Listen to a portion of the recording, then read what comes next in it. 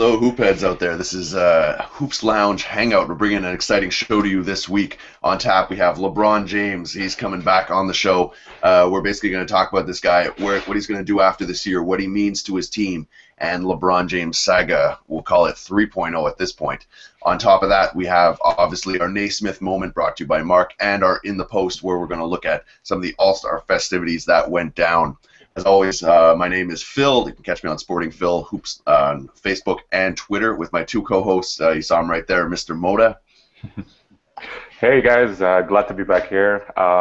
LeBron, can you save the dunk contest because it's getting ridiculous. Feel some bitterness there. And third co-host, tri-host is Mr. Mark. Yeah, I find the movie Inception confusing, but not as much as the dunk contest. No, it was a weird one, and we'll definitely get into that when we start throwing blows in the post. But first, we got to talk about the king, LeBron James. It's not like he hasn't been doing big things for years. 2 championships to his resume, a bunch of MVPs. But at the end of this year, he can opt out of his contract. So the thought is, does he stay? Miami's attractive. Pat Riley, South Beach. He does have Wade and Bosch, but is it enough? Now, there's a lot of people out there who thinks he might take his talents elsewhere, which would be, let's just hope he doesn't do another Boys and Girls Club ceremony. Hopefully he's smarter this time. But where could he go? Mark, let's toss to you right away. Where do you think LeBron ends up at the start of next year? Like, what jersey do you think this guy's wearing? That's the zillion-dollar question. I mean, I read a really interesting piece the other day that with the financial situation, with doing sign-in trades, kind of like what Steve Nash did with the Lakers and Phoenix, he could literally go to any of the 30 teams. They can work the numbers out. So you have to look at it that he's got 29, 30 options out there for him. For me, I don't see LeBron going to a small market team, and I see it highly unlikely him going to a mid-market team because he sees himself as a brand, a very expensive brand, and also, I think part of what is in him is that part of his legacy is to be a savior of franchises, and I think he very much does not want to be anywhere near Michael Jordan, so I think he's going to avoid Chicago completely to stay away from that. So the 3 I boil it down to are Boston, which is a mid-market team, but the Celtics having all their history and them coming up again from not really having a good team the last couple of years. Also New York, but there's the Melo situation there, and then having the best fans in the league pretty much. And then there's Los Angeles. And so for me, it's between those 3 places, but we can talk about that further. LeBron is not going to the West Coast, that's for sure. I'm actually really surprised, Mark, of your choices. It's wow, Boston, New York. I can understand because he was debating between New York and Miami, but Boston and the Lakers, I'm. Well, maybe meant the Clippers in all fairness, because I think the Clippers does make a little bit more sense with Chris Paul. They are buddies there. Yeah, they're buddies. But I get the feeling that LeBron is going to stay in Miami. I don't think he's going to go anywhere for now. He's going to finish up another 4th year over there. It just makes just too much sense for him to stay in Miami. It makes sense if he stays, but that's assuming they win. But let's just say Wade breaks down and continues his injury history there, and then they don't win a championship. I mean, if they do, I get it. But let's just say they don't. But if they don't, I think he's still gonna stay there. Even though Wade is a Miami guy, the owner says that he's gonna keep him. Pat Riley says, yeah, Dwayne Wade is not going anywhere. But we saw how GMs work. We know how they can say something in the beginning of the season, and at the end of the season they're cutting guys, and they're telling them to just go to free agency or go to another team. So, in my opinion, I think Dwayne Wade, if by the end of this year he's going somewhere else, but LeBron is staying with Chris Bosh. And it's going to be Dwayne Wade is leaving Miami, the place he started, won championships. I don't know. I think he's going to be that guy that becomes their kind of crutch because he's going to break down and they're not going to want to trade him like Kobe and Duncan in that kind of world. They thought of that when with Ray Allen and the Seattle Supersonics. They thought of that with a lot of other guys that won championships for the team, but they they didn't see any future, and the future is in LeBron's hands right now. So he's the guy. It's his team. Miami is his team. So I don't see it happening. I see LeBron staying over there. Plus, he's going to be making a lot of money when he resigns. So even though he already made the decision before with Cleveland that there's no state tax. He makes even more money. Exactly. So it's more of I would say it makes more sense for him to stay in Miami. I don't see him going anywhere, to be honest. But if I have to choose, I would go with you, Phil. I would say he would go for the Clippers. I have also. You're going to laugh at that, but I think I've been discussing that with Luc, who wrote an article for us once, and he said that it would be funny if he goes to the Bobcats or he goes back to Cleveland. Yeah, that would be interesting. But Mark's comments about Chicago actually made me frown a bit, because I actually thought that would be an ideal fit. Derrick Rose with LeBron James. I think that makes sense. But which knee of Derrick Rose is going to play with LeBron? I think when you play with LeBron, you can kind of take your pick. Yeah. I think they'll be all right. Just imagine Jimmy Butler, LeBron, Noah LeBron, Boozer, or Gibson, because Boozer would probably leave. I don't know. I think that makes sense. Mark, we'll throw it back your way. Let's just say he will not stay in Miami. Let's just take that out of the cards. Where do you think is the most kind of a mix between this nice, sexy idea of where he lands and the most probable, a mix? It's tough to go to it, because we could say, oh, it'd be great if he went to the Spurs, and just added on to that team, but it's not very likely considering what's going on. Yeah. In your mind, in terms of the teams that actually have some kind of a shot and make sense to them, where do you think is the ideal landing spot? Well, I'll tell you, I saw this documentary the other day, and it really resonates with me. It's called a 30 for 30 documentary called A King's Ransom. And it's about Wayne Gretsky going from Edmonton to play for Los Angeles Kings. And, they talked about all the what ifs. He's kind of at that same kind of peak stage of his career, and it's like, what was he going to do next? And he says he's kind of in a situation now where he didn't win any more titles when he went to the Kings, but he kind of set up this legacy of the expansion of hockey into the Western U.S. and Southern U.S. and he really likes that. And he still lives in L.A. He loves the culture there. His wife's there, et cetera, et cetera. But he still has that what if. So what if I'd stayed with Edmonton and won those championships? I think LeBron sees this as one great last opportunity to try something completely different. And I really would want to see him try New York, because New York is the Mecca, and see how Melo has not exactly done great things for that franchise.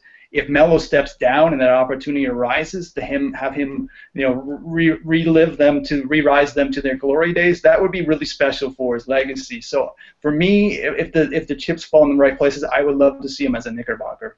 Oh yeah, definitely. I just wonder about that though, financially, unless you literally sign and trade him for Carmelo, how are the Knicks going to avoid it? Because even take out Carmelo's salary, even let him walk, you're still really up there in terms of salary. You still have Amari, you still have Bargnani, you still have Chandler.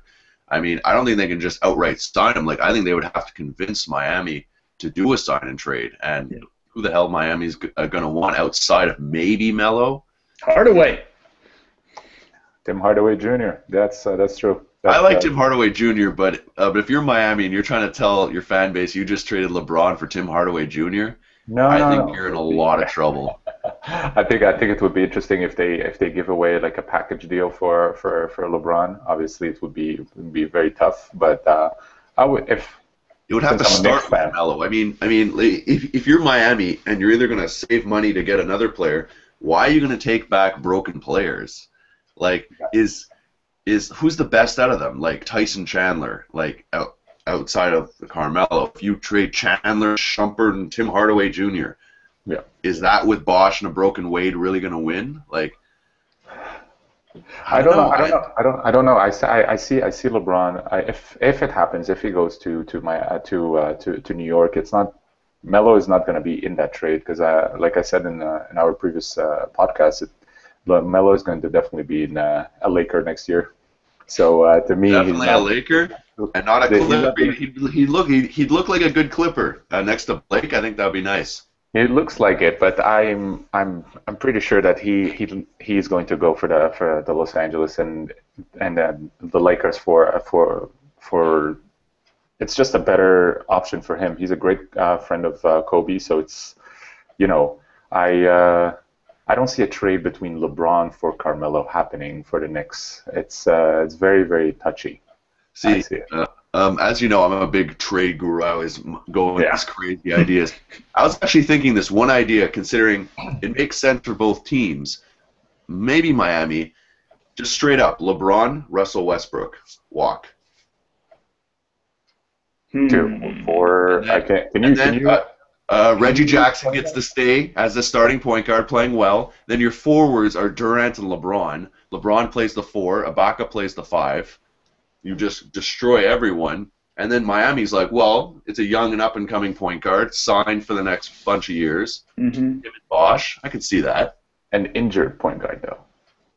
Yeah, they'd have to throw in a lot more than just Westbrook, but Yeah, Yeah. it's an injured point guard. They can have my Jeremy Lamb then. It hurts, but they can have my Jeremy Lamb. yeah. And throw in Adams there. I don't know. I don't know if they want Adams. Their pet project is Odin, who's doing all right. He looks good when he plays, by the way. Yeah. I think I think that's the one thing that's kind of giving them some hope. If he actually plays, I mean, he's always the big tease right that way. But I think if he has the possibility of playing big minutes, it might convince LeBron to stay. So we'll wrap up this conversation. I'll take both your picks. Mark, next year, do you think legitimately he's gone, or he's gone to some other team? You don't have to be specific, or a Miami Heat. You have to call it now. I like that he's shopping himself around. He's looking at his options, and I am hoping to see him playing in Madison Square Garden. Okay, so other team. And Mota? I would love to see him to play for the Madison Square Garden, but You realize the Madison LeBron- Square Garden is not a team. LeBron, They actually play in them. but LeBron is going to play still playing for Miami next year. That's for sure. All right.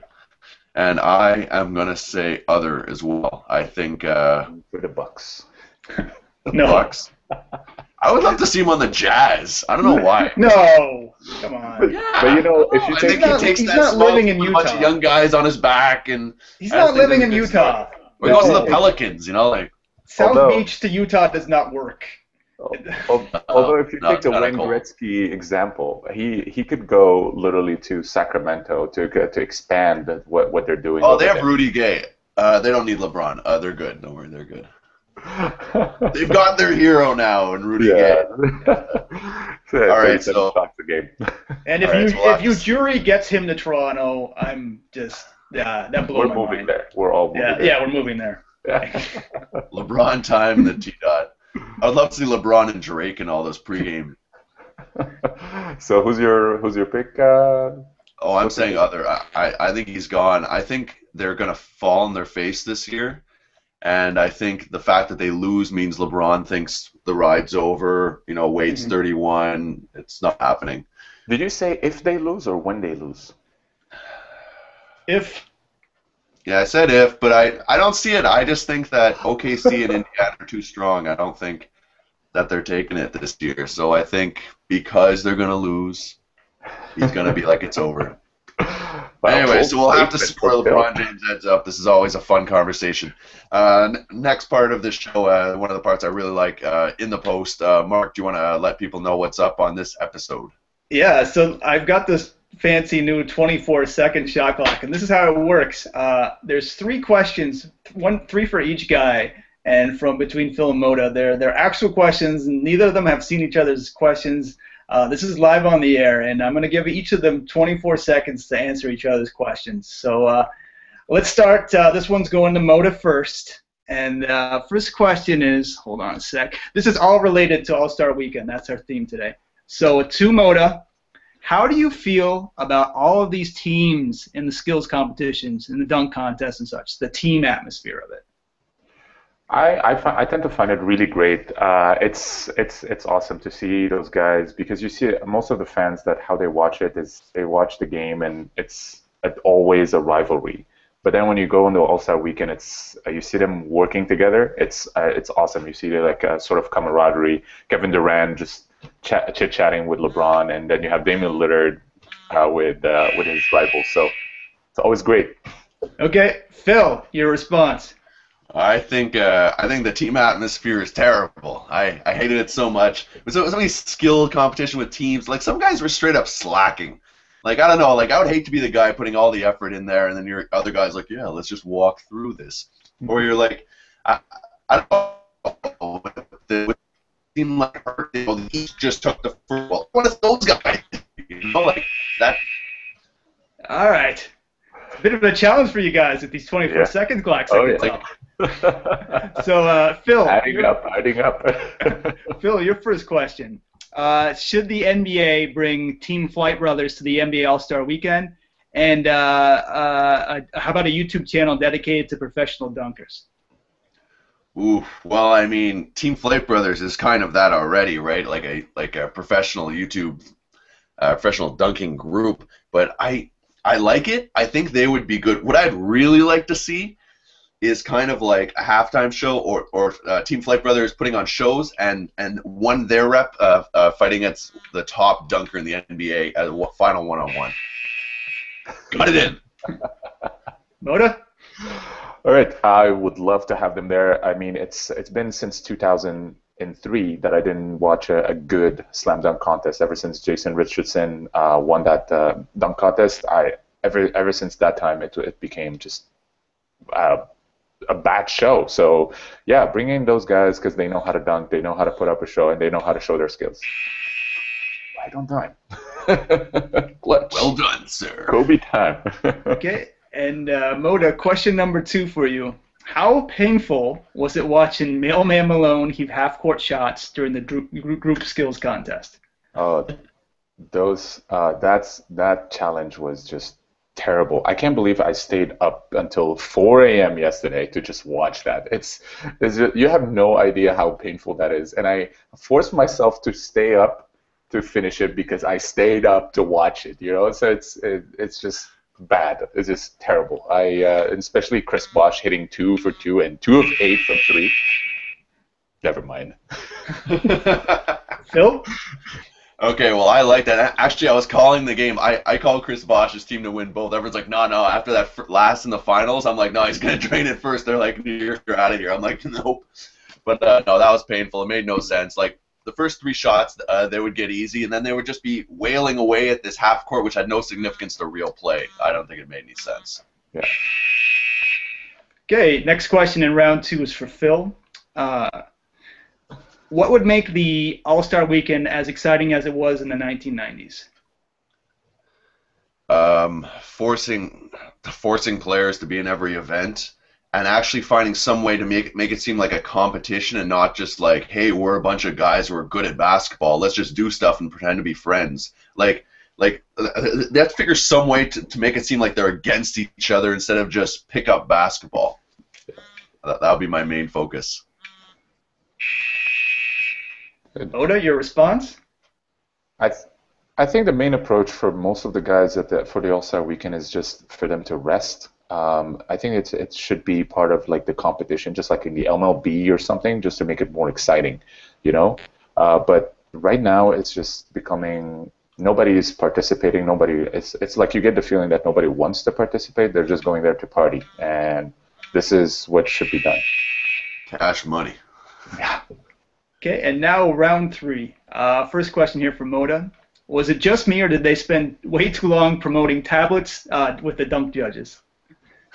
Oh yeah, that was a good product placement move from the NBA. It was I was watching it and I'm like, you know, I watch all the marketing stuff because I'm in marketing, but you know, it's fun to watch.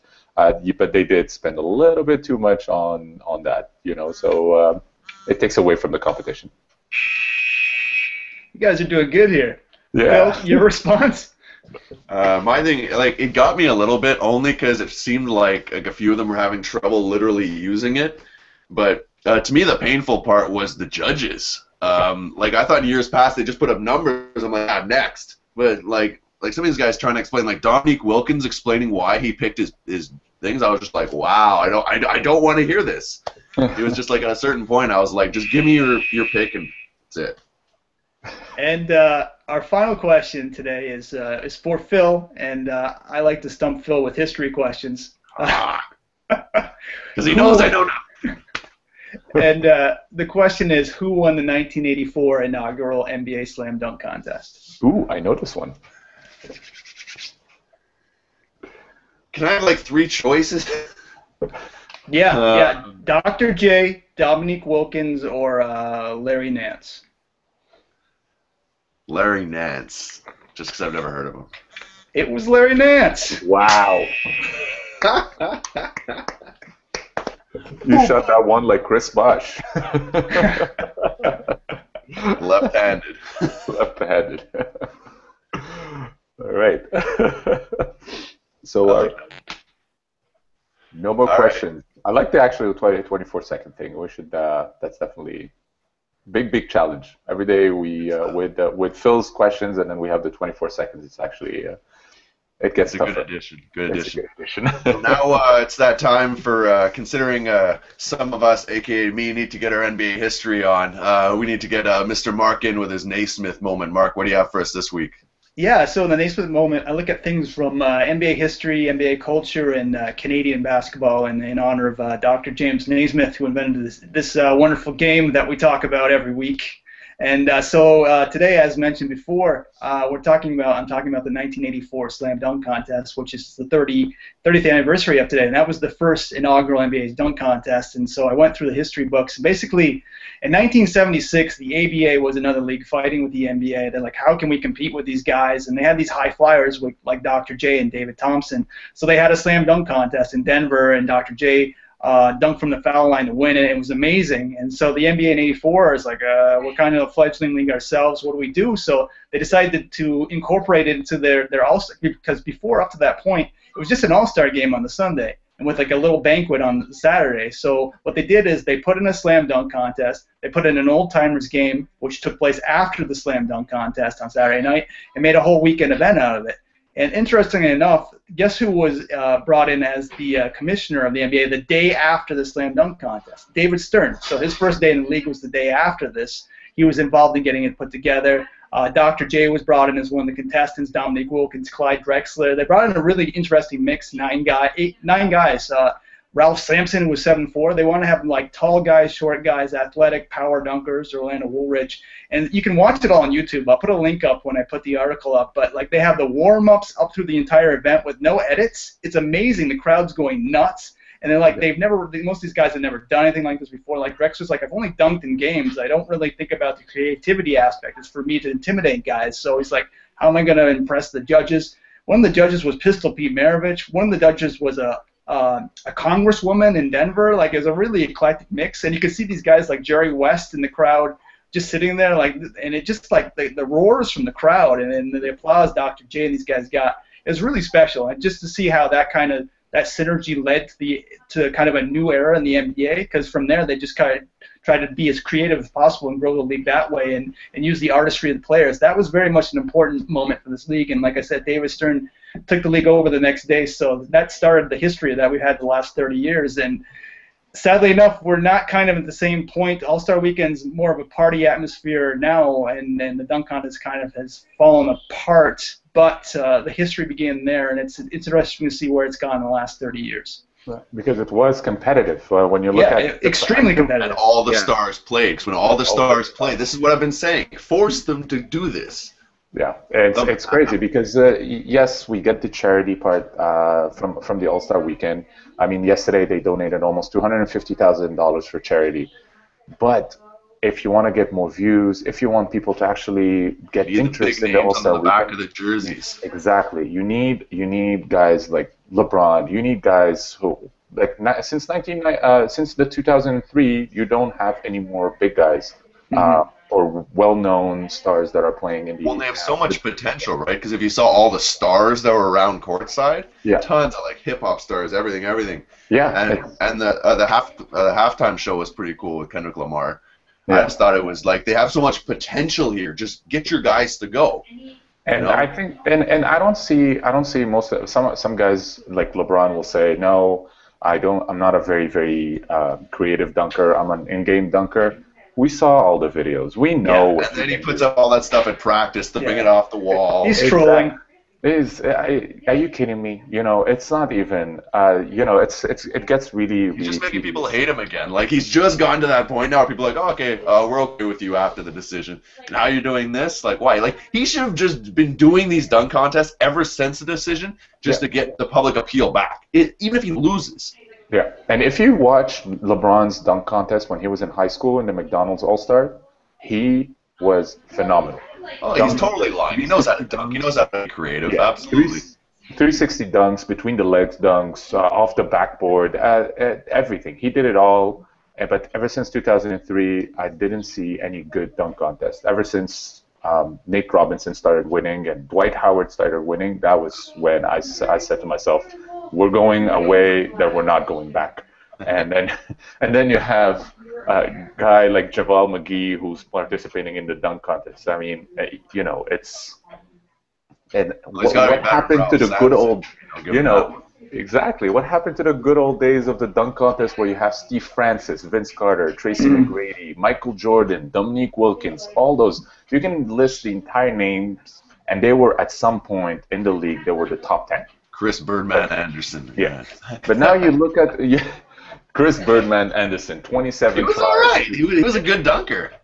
He was a good dunker, but he tried. He has the record of the most failed dunks in the dunk contest. 27. Yeah, I remember how painful that was. That was great.